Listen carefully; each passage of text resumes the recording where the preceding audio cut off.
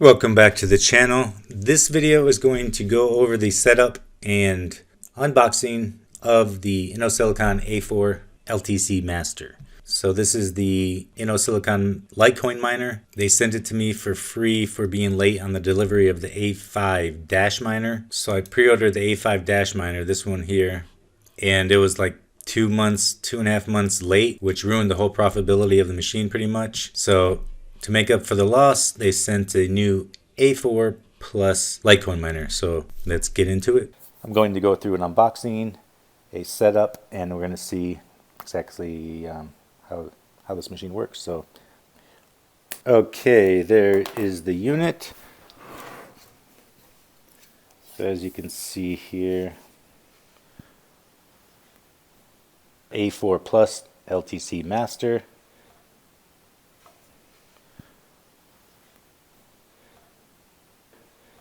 Seems to have a little bit better build, actually. It's heavier, but I don't know, it's really similar to the Bitmain machines.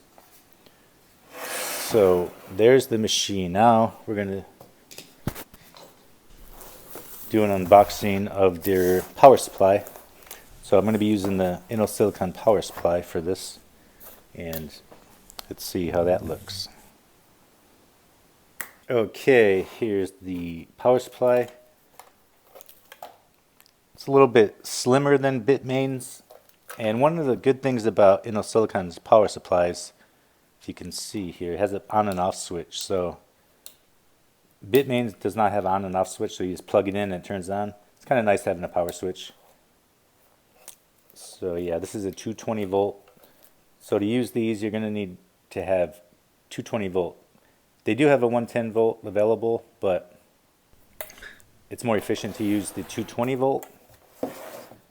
And there's a couple different plugs. So when you go have your electrical system set up, these are both 220 volts, and you can get plugs for both. But if you're going to install these in your walls and rooms and data centers, wherever you're putting these, I would suggest using this one. It's a 20 amp. It just gives you future upgrades. It's easier. So if you're going to put one in, you might as well do a 20 amp. It also works with the 15 amp. As you can see, both lines go side by side. That's a 15 amp 220 volt system. This one can go to 20 amps.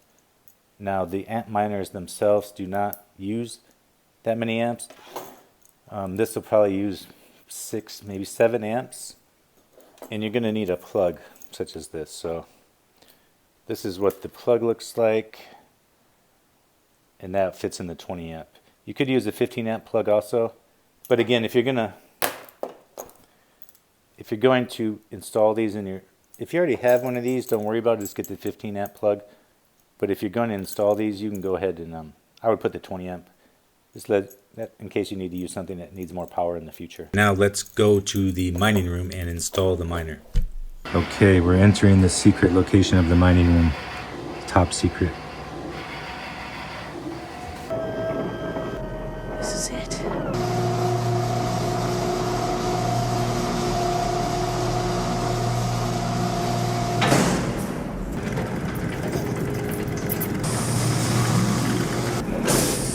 So let's take a look in here.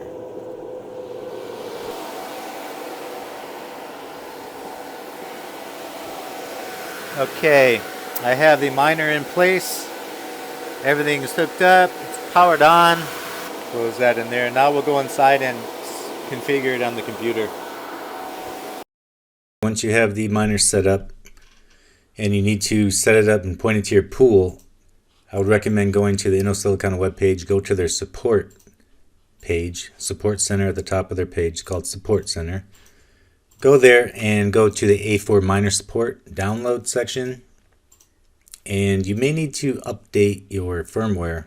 So just look at the versions and compare it to yours and see if you need to update. If you just got it, you probably do. I had to update mine. It's really simple. Just go through that steps and update the, pretty much you just look at the version number, you look at the date to see which way you need to do it.